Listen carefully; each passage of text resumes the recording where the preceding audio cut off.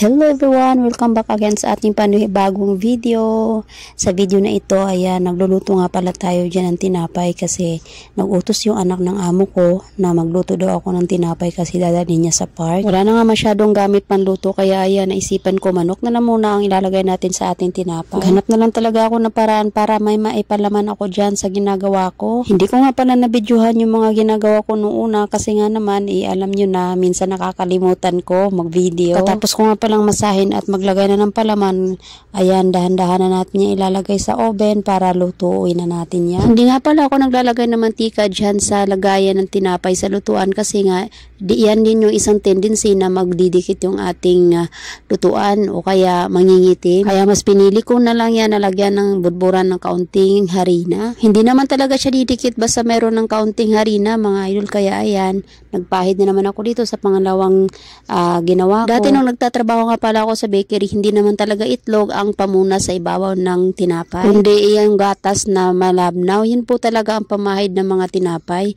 kasi po pag itlog malangsa po talaga siya. Pero sa pagkakataong ito wala po tayong gatas sa malabnaw kaya ayan, kung makikita nyo, itlog na lang muna ang ating ipapahid dyan. Dalawang putahe nga lang pala ang aking nagawa ngayon kasi wala na po tayong pampalaman.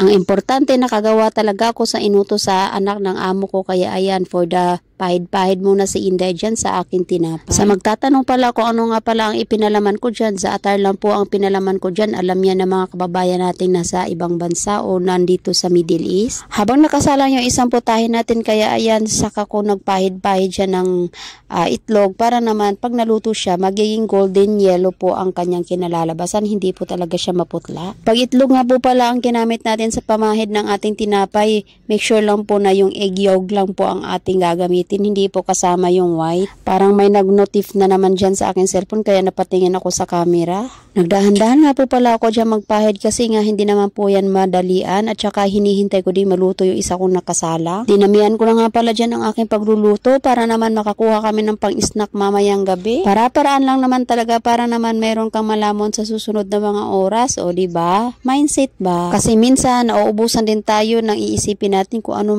nga ba ang ating susunod na kakainin. Maghahanap pa nga talaga ng paraan para meron kang makain sa susunod, o diba? Parang ang wari ko, ginaganahan talaga ako sa pagpapahid dyan ng aking tinapay. O diba, inulit-ulit ko pa talaga yan kasi sayang nga naman yung natitirang itlog. Ito nga pala yung itsura ng aking ginawang pangalawang putahe. Ayan, kung makikita nyo, may butas-butas po talaga siya. O, style ko yan. Pag gumawa ka ng tinapay, kailangan iba-iba din ang itsura kahit yun pa rin ang lasa para naman maiba sa paningin ng kakain. At hanggang dito na lang muna ang ating video. Maraming salamat sa panunood. See you again sa ating susunod na video. Bye-bye. God bless po.